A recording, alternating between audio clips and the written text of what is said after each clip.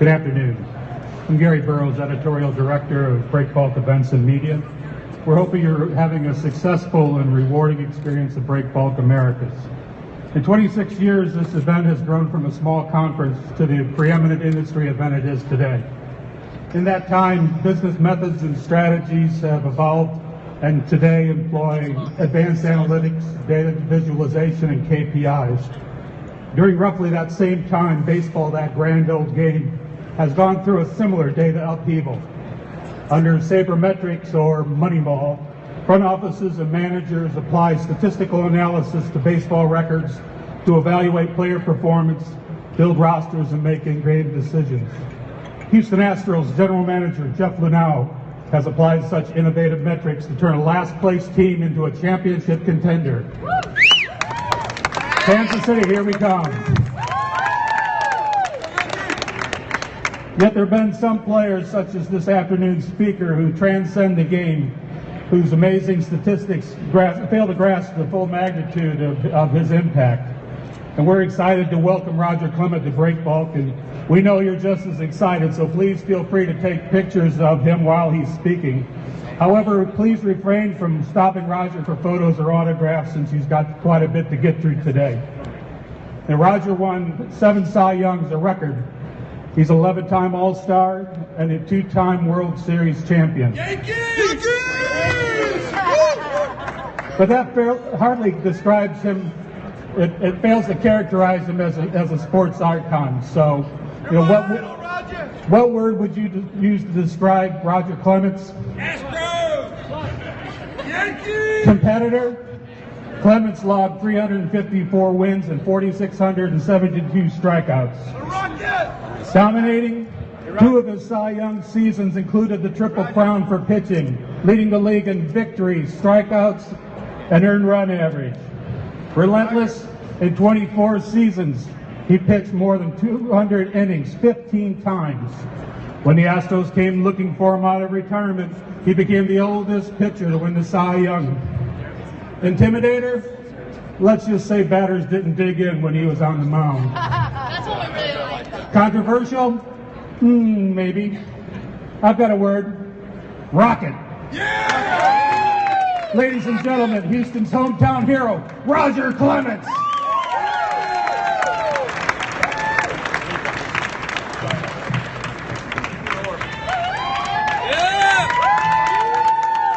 Thank y'all.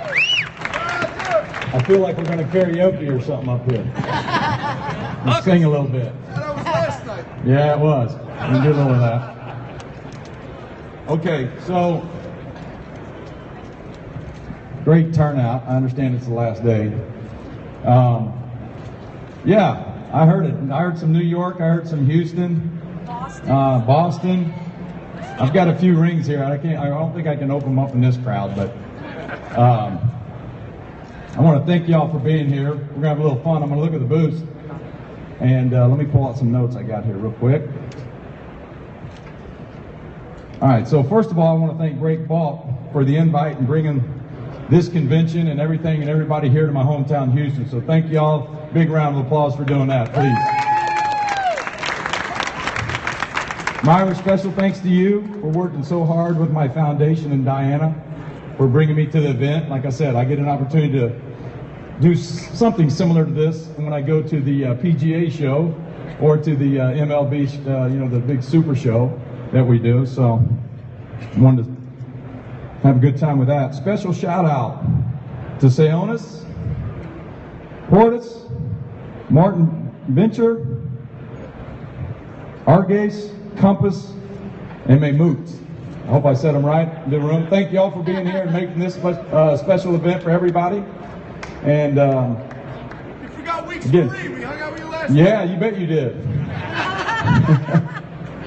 So, again, I think the thing that I touch on when I have an opportunity to talk to a big crowd and really a bunch of people that are part of a team game, team sport like I was able to play for 24 years, I got to tell you, it was a lot of fun for me to have the opportunity. I talked to a group earlier today to play for 2 of the most historic teams that I had the opportunity to play for.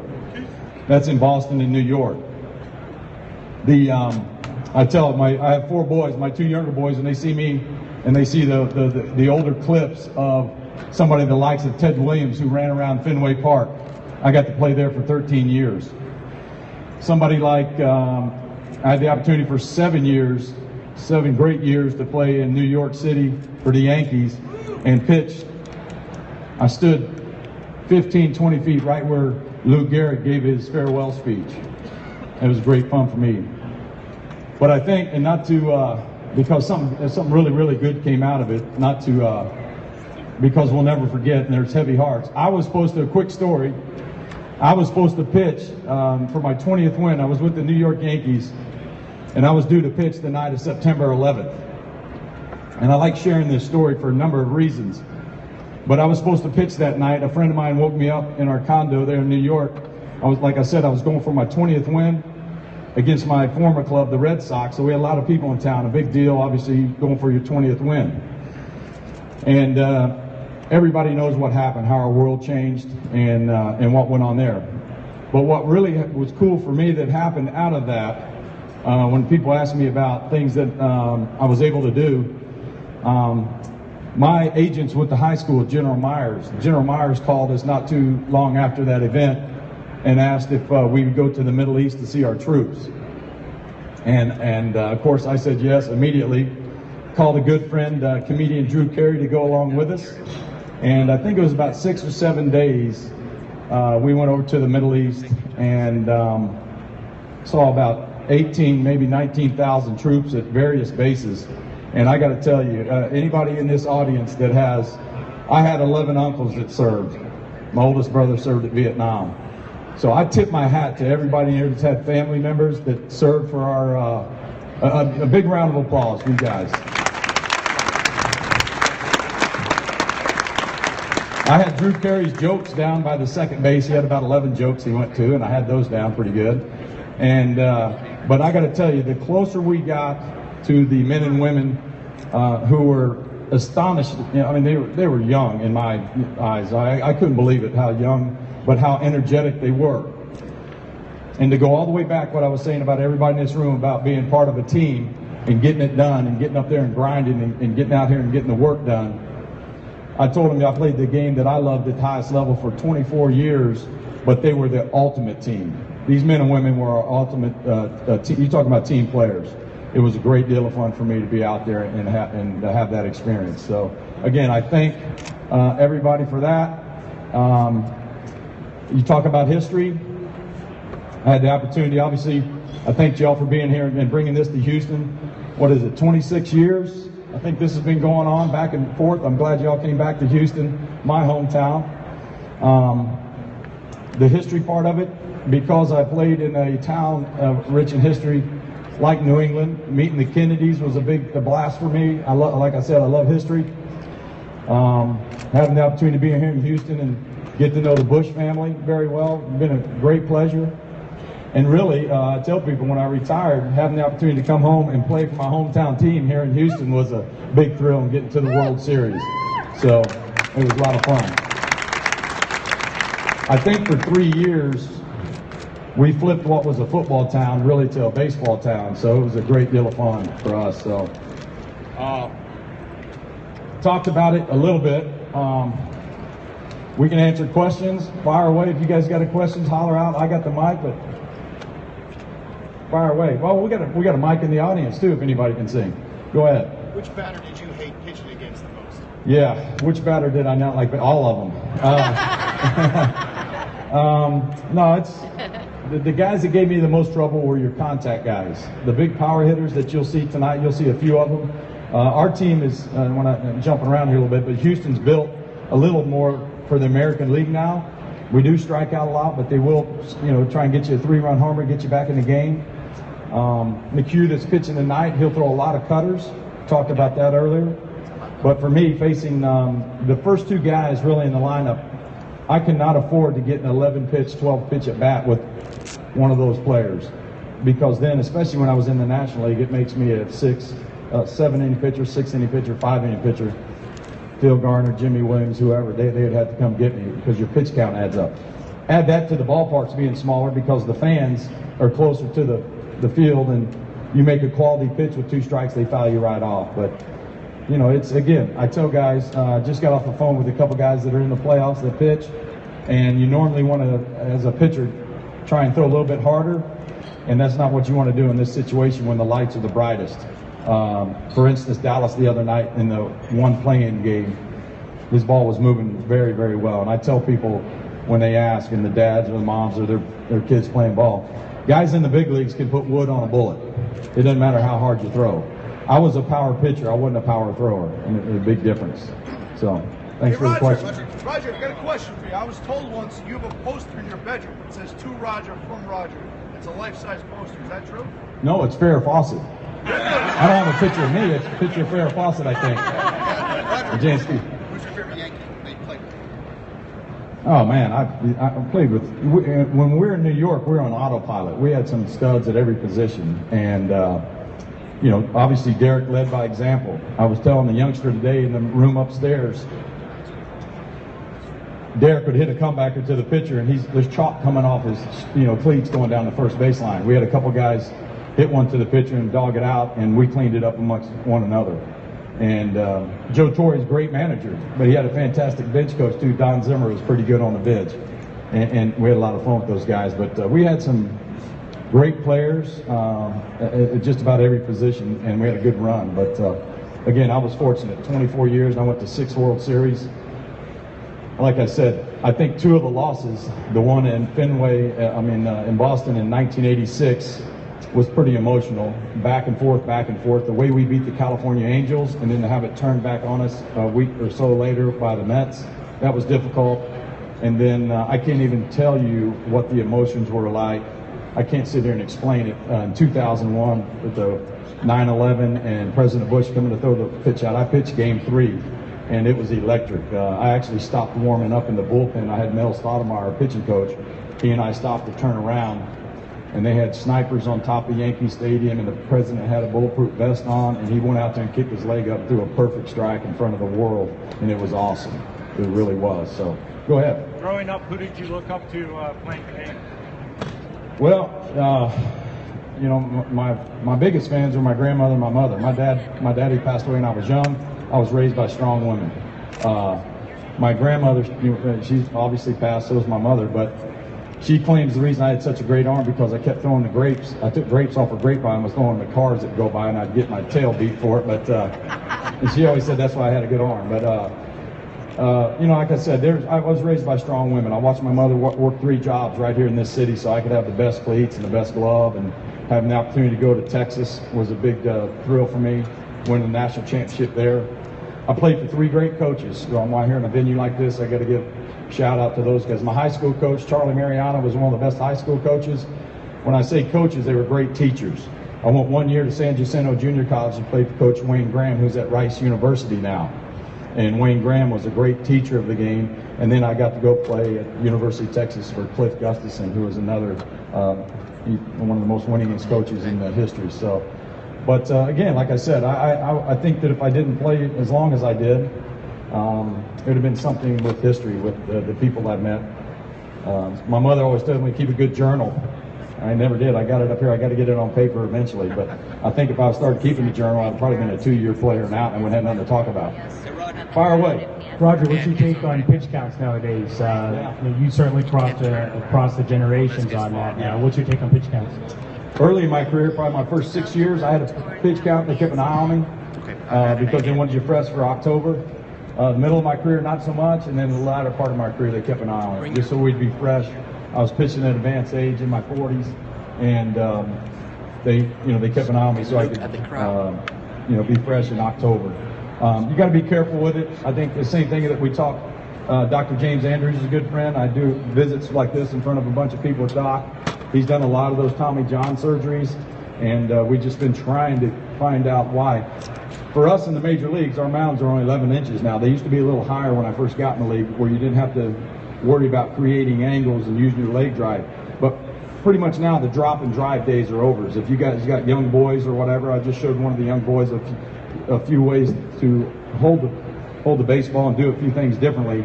but our mounds are a lot smaller. It's a little more stressful on your arm. The good news about Tommy John, I don't know if they're putting fishing line in there or what they're doing, but most of these guys are coming back even stronger. It's crazy. So, but they throw hard. I mean, these days, you know, your starters are 94, 95, your seventh inning guy is 96, your eighth inning guy is 98, and your closer throws 100. You can find it a lot of places where they do that, and so it's pretty crazy, especially when you're close enough to the field that you can hear it. Those guys get it in there pretty good. Roger, did you Fire away.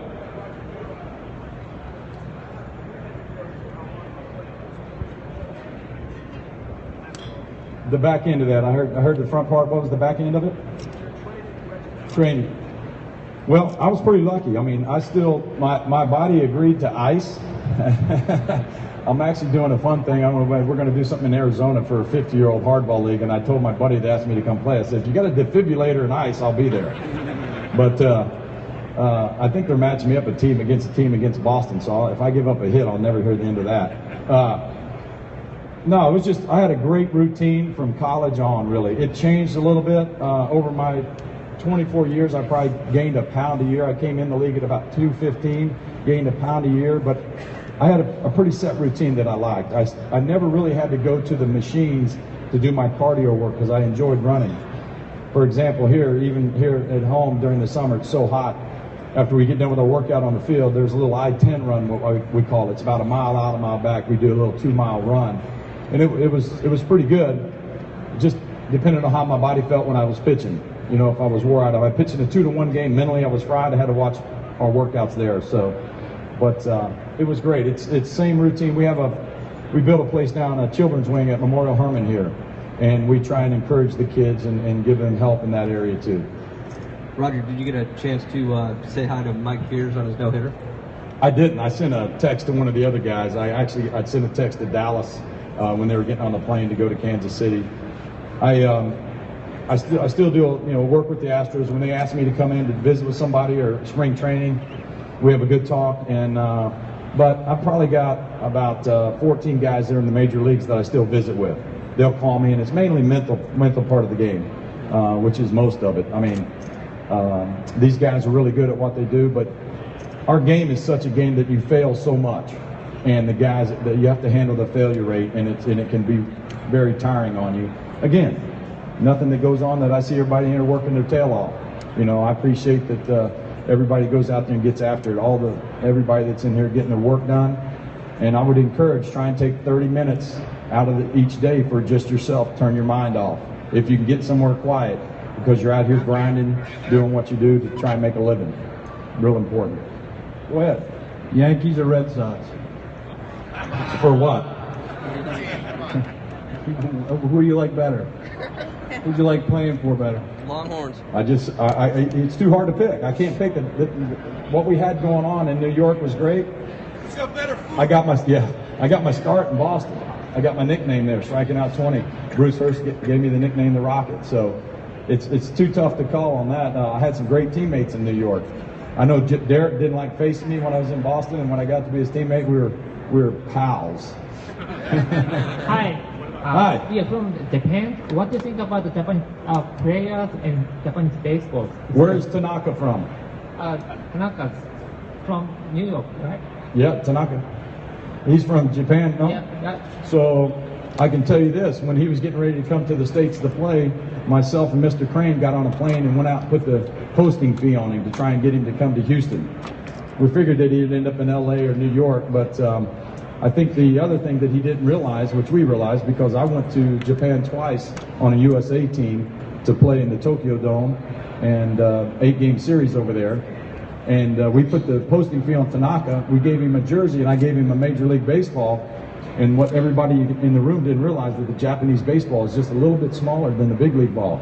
And why I say that, what's important, his best pitch is a split finger like I throw. So he wanted to see how I held that pitch. And you got to be careful with guys that have small hands. It'll tug on your bow when you let that pitch go. And now he's having a little elbow trouble, so hopefully he'll be fine. He threw pretty good, but they had to get him out of there the other night. Go ahead, bud. Well, favorite ballpark. Obviously, the two with the most history were great, but strangely enough, the place I loved pitching the most was Anaheim. Anaheim was like pitching in here in your living room most all the time. The weather was perfect. The field conditions are perfect. You could throw your sandwich in center field and pick it up and eat it. I mean, they take care of the field there. The surrounding area is nice. Of course, I'm a golfer, so I love the golf courses out there. And yeah, so it was pretty good.